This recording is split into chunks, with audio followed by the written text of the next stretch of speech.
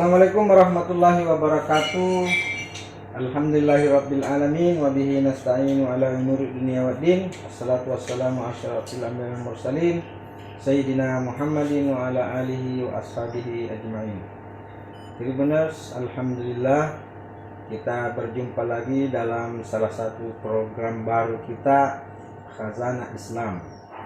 Dalam perbincangan Khazanah Islam ini kita akan mengkaji Islam dalam berbagai aspek spiritual, aspek fikih atau syariat, aspek ma'rifat atau tarekat dan seterusnya atau transenden.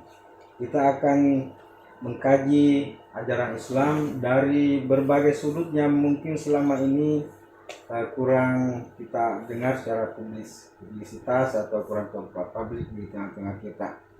Untuk edisi perdana Khazanah Islam ini, karena kebetulan kita masih dalam suasana Tahun Baru Islam Muharram 1444 Hijriah, kita akan membahas keutamaan Muharram dalam perspektif tasawuf atau spiritual. Tribuners, kita kenal atau kita paham bersama bahwa dalam Al-Quran Allah Subhanahu wa Ta'ala berfirman, Inna iddatas syuhuri indallahi isna asyarat fi kitabillah yauma khalaqas samawati wal ard minhum arba'atun hurum. Artinya Allah Subhanahu wa Ta'ala menciptakan 12 bulan. Inna iddatas syuhuri indallah. Sesungguhnya bilangan bulan di sisi Allah itu isna asyar, 12.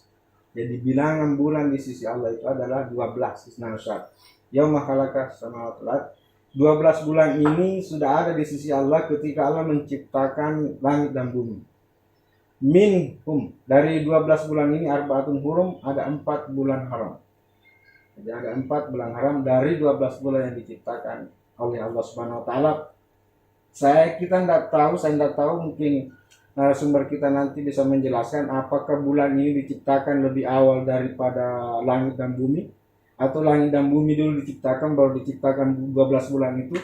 Tapi Allah mengatakan indallahi iddatas syuhur, indallah jumlah bulan di sisi Allah itu 12 ketika Allah menciptakan langit dan bumi.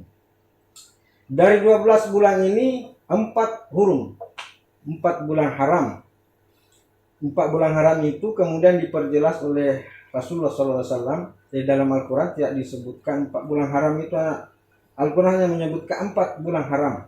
Kemudian dijelaskan lebih lanjut oleh Rasulullah melalui hadis mengatakan bahwa yang dimaksud dengan 4 bulan haram itu adalah Zulkaidah, Zulhijjah, Muharram dan Rajab. Jadi 3 mutatalian, 3 berurutan, Zulkaidah, Zulhijjah dan Muharram. Dan kita sekarang ada di bulan Muharram dan satu terpisah beberapa bulan itu bulan Rajab. Nah, seperti apa keutamaan dan kehormatan bulan Muharram itu? Kita akan mendengar penjelasan langsung dari guru kita Al-Muqaddam Haji Mustafa Irate. Beliau adalah spiritualis, alumni Pondok Pesantren Darul Da'wah Irsyad, DDI Mangkoso, DDI Parepare, dan Universitas Islam Makassar, Universitas Islam Negeri Al di Makassar atau YAIN pada dahulu. Dan sekarang beliau berkecimpung di bidang spiritualis, dari banyak di belakang layar membimbing generasi muda dari segi spiritual, ma'rifat dan paham-paham transendental tentang Islam. Assalamualaikum. Waalaikumsalam warahmatullah. Ini kita lagi di bulan Muharram ini, Kamus. Saya panggil Kak saja, supaya kita lebih akrab. Sebenarnya Muharram ini seperti yang kita kenal bahwa sangat dihormati dalam Islam. Pertama, bagaimana cara kita menghormati Muharram yang sesuai dengan anjuran syariat agama kita? Ya. Sebelum kita memulai pembicaraan itu, kita berangkat dulu apa itu Muharram. Ya. Muharram itu adalah satu bulan yang seperti tadi diungkapkan oleh saudara Eskambi, satu bulan dari 4 bulan yang disucikan itu tertera dalam surah Taubah ayat 36.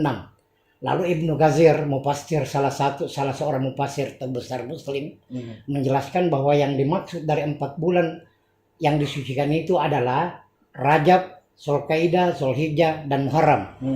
Tentu Muharram punya banyak keistimewaan, bahkan Muharram ini bukan saja dimudahkan oleh Muslim, melainkan kaum Yahudi juga dan kaum Nasrani pada waktu itu memuliakannya dengan melakukan ibadah ritual puasa.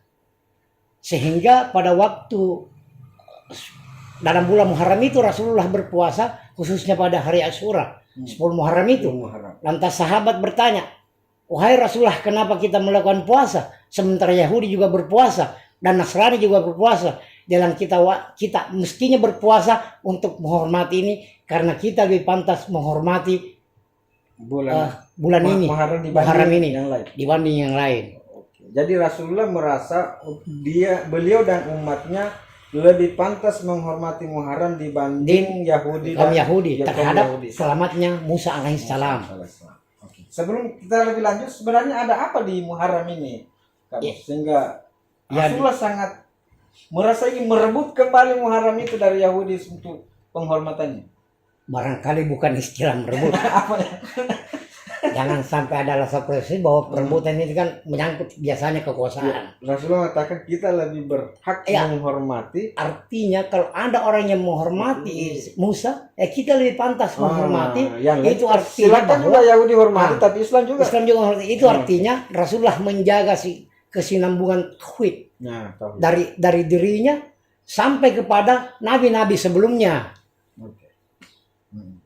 Ada apa di Muharram ini? Banyak peristiwa yang terjadi, khususnya di satu hari di bulan Muharram itu Asyura. 10 hari Asyura itu yang paling peristiwa yang paling penuh dengan sukacita, penuh dengan kebahagiaan di 10 Muharram itu. Sehingga yang kita kenal di daerah Bugis misalnya ada Pecak Surah. Itu kan terilhami, mungkin ya terinspirasi dari kisah Nabi Nuh. Karena Nabi Nuh diselamatkan oleh Allah pada pas 10 Asyura itu, 10 Muharram itu. Sehingga makanannya karena di atas kapal tidak ada makanan, dicampur baurkan. Sehingga itulah mungkin yang inspirasi Pecak Surah. Terjadi banyak aneka yang punya bubur sayur, itu, yang punya sayur, yang punya punya gandum, yang punya beras, ayo kita masak rame-rame, disatukan dalam satu perut besar, kasih air banyak-banyak supaya banyak jadinya. Jadi Muharram itu kan sebenarnya dihormati oleh bukan saja umat Islam, tapi juga oleh umat Yahudi dan umat Nasrani saat itu. Umat Yahudi menghormatinya dengan jalan puasa karena menghormati Nabi Musa alaihissalam dan sebagai ungkapan syukur bahwa Musa alaihissalam terselamatkan dari kejaran Fir'aun pada hari 10 Muharram. Umat Kristiani saat itu, pengikut Isa Al-Masih saat itu berpuasa karena menghormati bahwa pada saat 10 Muharram Sayyidina Isa alaihissalam itu diangkat oleh Tuhan naik ke langit.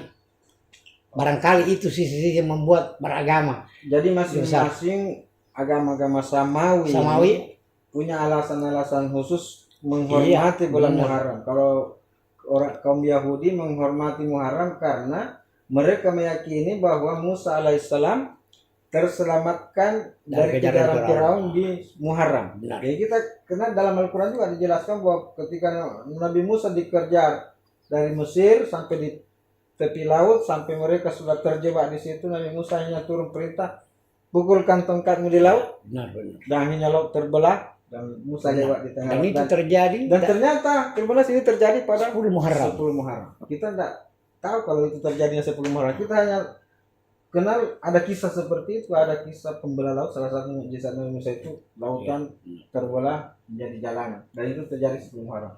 Kemudian Nabi Isa alaihissalam ketika terkepung dan akan dieksekusi oleh tentara Romawi, kemudian diselamatkan pada tanggal 10 Muharram. Jadi banyak sekali kejadian penting dalam 10 Muharram ini.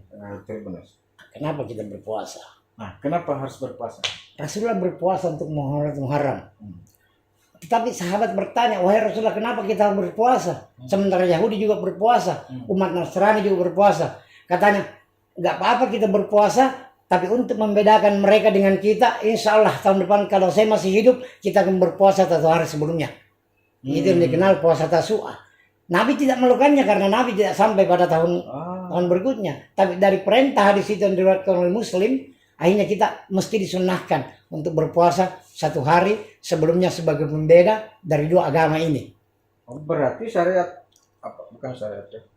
Anjuran puasa di 10 Muharram itu tahun 12 Hijriah kan? Ya, dari Rasulullah langsung dianjurkan berpuasa. Setahun sebelum beliau wafat. Jadi Rasulullah bersabda bahwa andaikan Allah memberikan saya umur yang panjang tahun depan, kita akan berpuasa sehari sebelumnya dan pada 10 Muharram. Jadi 9 Muharram itu disebut hari Tasu'ah. Hari 9, 10 Muharram disebut Asyura. Hari 10 sayang sekali karena Allah menakdirkan Rasulullah tidak sampai pada Muharram berikutnya. Jadi Rasulullah tidak pernah puasa Tasu'ah. Tidak pernah puasa Tasu'ah, tapi anjurannya Rasulullah, perkataannya Rasulullah bahwa insya Allah kita akan berpuasa. Nanti tahun depan kalau Allah memberkahi kita umur panjang, kita puasa Tasu'ah 1 hari sebelum itu dilakukan. Dan itu sahabat langsung lakukan. Para sahabat, para tabiin, sampai generasi sekarang para ulama lakukan itu. Jadi kalau sekarang ini 1 Muharram jatuh pada tanggal 30 Juli hari Sabtu, berarti 10 Muharram hari Senin ke depan. Hari Senin 10 Muharram berarti hari Minggu. Hari Minggu puasa Tasu'ah. Jadi hari Minggu puasa Tasu'ah, hari Senin puasa Asyura. Sangat sempurna sekali karena pas di hari Senin. Oke, kita lanjut membahas keutamaan setelah berikut ini. Terima kasih sudah nonton. Jangan lupa like, subscribe, dan share ya.